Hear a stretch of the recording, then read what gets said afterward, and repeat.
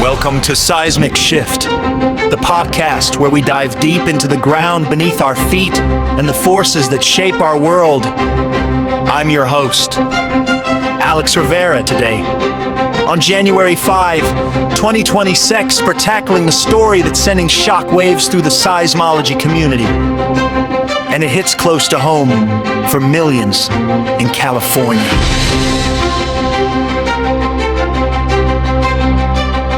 The headline is chilling.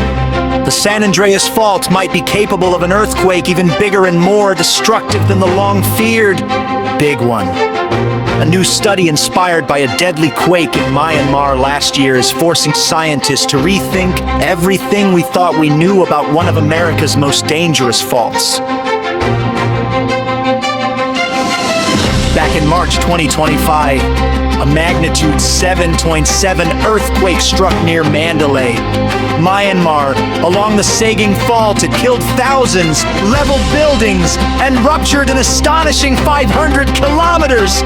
That's over 31 whole miles of the fault line that's longer than any continental strike-slip rupture we've ever recorded.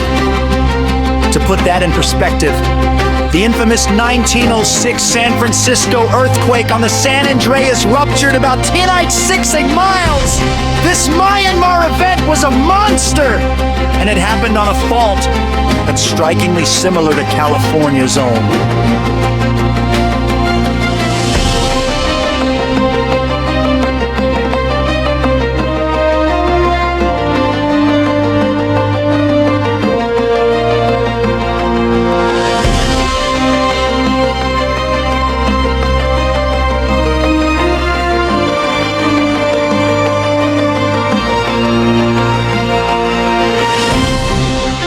Stuck and San Andreas faults are very similar. Both long, relatively straight strike-slip faults running hundreds of kilometers. What happened in Myanmar sheds new light on what could happen here.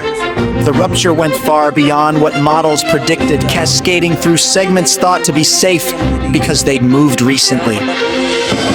That's right, researchers from Caltech, led by Solon Antoine and Jean-Philippe Avoua, published their findings in the Proceedings of the National Academy of Sciences.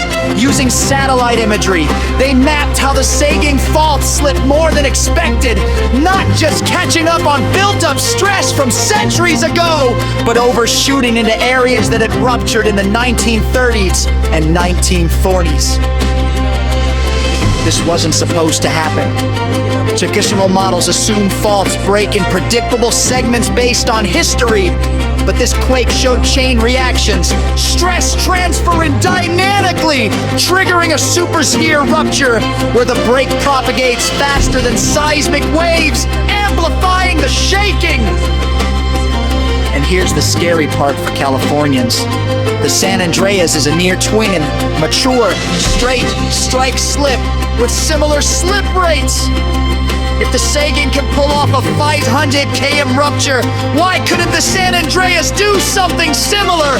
The full San Andreas stretches over 800 miles. A multi-segment cascade could mean a magnitude pushing toward 8 or higher, far beyond the 7.8 or so often modeled for. The big one. Big one. Big one. Big one. Big one.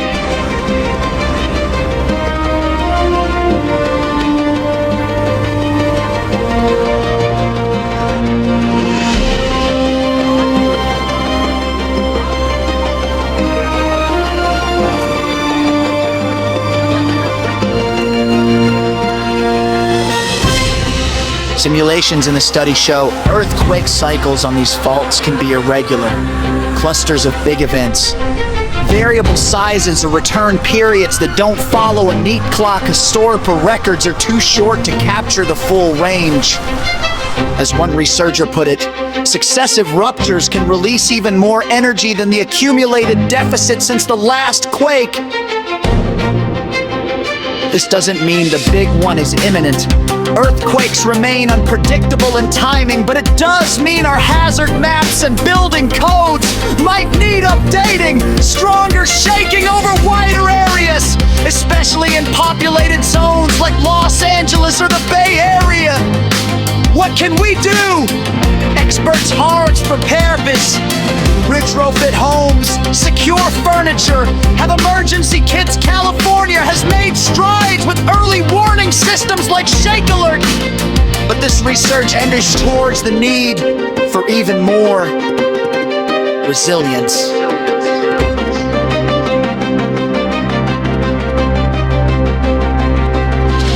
As we wrap up, remember, the ground under us is alive and science is evolving. Stay informed, stay prepared. Thanks for listening to Seismic Shift.